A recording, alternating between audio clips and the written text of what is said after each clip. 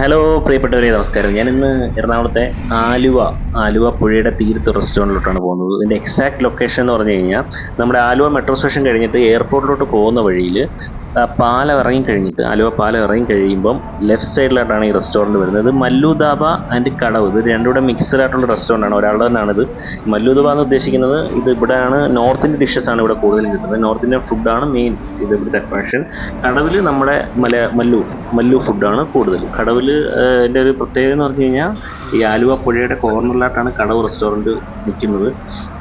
അന്നേരം അവിടെ ഇരുന്ന് ഫുഡ് കഴിക്കാൻ വേണ്ടി ഒരു ആഗ്രഹത്തിൻ്റെ പുറത്ത് ഈ റെസ്റ്റോറൻറ്റ് വന്നതാണ്. വന്നപ്പോൾ തന്നെ അതിൻ്റെ ഫ്രണ്ടിൽ ബോർഡിനകത്ത് ഇന്നത്തെ സ്പെഷ്യൽ ഡിഷസ് മൊത്തം എഴുതി വെച്ചിട്ടുണ്ട്. അതിൻ്റെ തൊട്ടപ്പുറത്തെ ബോർഡിനകത്ത് അതിൻ്റെ റേറ്റും കാര്യങ്ങളുണ്ട്. ഇന്ന് ഓണസദ്യയും കൂടെ ഉണ്ട്. ഞാൻ വന്നത് ഏകദേശം ഒരു 12 മണി സമയത്താണ് ഞാൻ വന്നത്. അതുകൊണ്ട് അത്യാവശ്യം ആളൊക്കെ വരുന്നു തുടങ്ങിയിട്ടേ ഉള്ളൂ. ഞാൻ നമ്മുടെ പുഴയുടെ കോർണറിലുള്ള സ്ഥലത്തിലൂടെയാണ് ഞാൻ പോയത്. എനിക്കിഷ്ടപ്പെട്ട ഒരു പ്ലേസ് നോക്കി ഇങ്ങനെ പോയിക്കൊണ്ടിരിക്കുകയാണ്. എനിക്ക് അറ്റത്തിരിക്കണമെന്ന് ആഗ്രഹമുണ്ട്. പക്ഷേ അവിടെ കുറേ ആൾക്കാരുള്ളതുകൊണ്ട് ഞാൻ തൊട്ടിപ്പുറത്തെ ഒരു ടേബിളിലാണ് ഇരുന്നത്. എനിക്ക് ഭയങ്കരമായിട്ട് ഇഷ്ടപ്പെട്ടു റെസ്റ്റോറൻറ്റ്. അത്യാവശ്യം നല്ല ആംബിയൻസ് ഉണ്ട്, നല്ല കാറ്റും വെളിച്ചവും, നല്ല ഒരു പ്രത്യേക രസമുണ്ട് ഇവിടെ ഇരിക്കാൻ.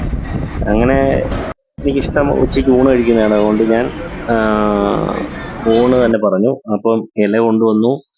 അതിൻ്റെ കൂട്ടത്തിലൊരു ഇത് മറ്റേ കപ്പയാണ്. കപ്പ ഞങ്ങളുടെ നാട്ടിലൊക്കെ കപ്പ ഇങ്ങനല്ല വെക്കുന്നത്. ഇതൊരു പ്രത്യേക വെള്ളം പോലെ ഒരു ടേസ്റ്റ് ഉണ്ടായിരുന്നല്ലേ. പിന്നെ നാരങ്ങ അച്ചാർ കൊണ്ടുവച്ചു. പിന്നെ പുട്ടിന് പീര എന്ന പോലെ എല്ലായിടത്തും കാണുമല്ലോ പപ്പടം കൊണ്ടുവച്ചു. പിന്നെ ഒരു പ്ലേറ്റിനകത്ത് നിറയെ കറികൾ, മീൻകറി ഉൾപ്പെടെ ഒരു 5-6 കൂട്ടം കറികളുണ്ടായിരുന്നു.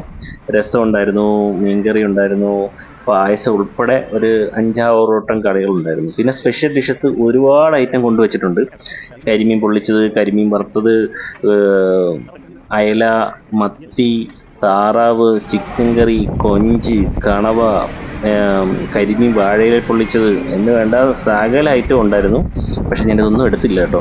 കാരണം ഇന്ന് എനിക്ക് ഫ്രൈ ഐറ്റംസ് കഴിക്കുന്നതിനോട് വലിയ താല്പര്യമില്ലാത്തതുകൊണ്ട് ഞാനൊന്നും എടുത്തില്ല. ഞാൻ അത്യാവശ്യം നമുക്കിപ്പം ഊണ് കൊണ്ടുവന്നിട്ടുണ്ട്.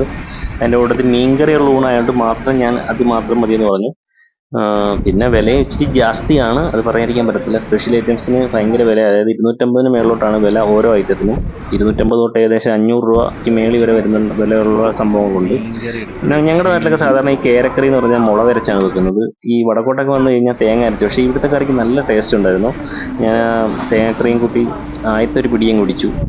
രക്ഷയില്ലായിരുന്നു, നല്ല ടേസ്റ്റായിരുന്നു. പിന്നെ ഓരോരോ കറി, അതിൻ്റെ ഒരു ചമ്മന്തി ഉണ്ടായിരുന്നു, മുളക് ചമ്മന്തി, അതൊരു പ്രത്യേക രസമായിരുന്നു. പിന്നെ ഈ പുഴയുടെ ആ ഭംഗി നോക്കി, ആ പുഴയുടെ തീരത്തിരുന്ന് ഈ ഫുഡ് ഉച്ചയ്ക്ക് നല്ല വിശന്നിരിക്കുമ്പോൾ ഈ ഫുഡ് കഴിക്കുമ്പോൾ ഉള്ളൊരു സുഖമുണ്ടല്ലോ, എൻ്റെ പൊന്നു മോനെ, രക്ഷയില്ലായിരുന്നു കേട്ടോ. ഞാൻ അങ്ങനെ ഫുഡൊക്കെ കഴിച്ചു. ബില്ലും ഭയങ്കര കൂടുതലൊന്നും അല്ലായിരുന്നു. 128 രൂപയെ വന്നിട്ടുള്ളൂ ഇത്രയും കൂട്ടം കറികളും മീൻ കറിയും കൂട്ടി ചോറ് കഴിക്കുന്നതിന്. അങ്ങനെ ബില്ലൊക്കെ കൊടുത്തു. യൂട്യൂബ് ചാനലിൽ നിന്നാന്ന് പറഞ്ഞപ്പം അത് വിചാരിക്കുന്ന വലിയ സംഭവമാണെന്ന് വിചാരിച്ചു. പക്ഷെ നമ്മുടെ ചെറിയ ചാനലെന്ന് അവർക്ക് അറിയത്തില്ലല്ലോ. അവർക്ക് ഭയങ്കര റെസ്പെക്റ്റ് തന്നു നമുക്ക്.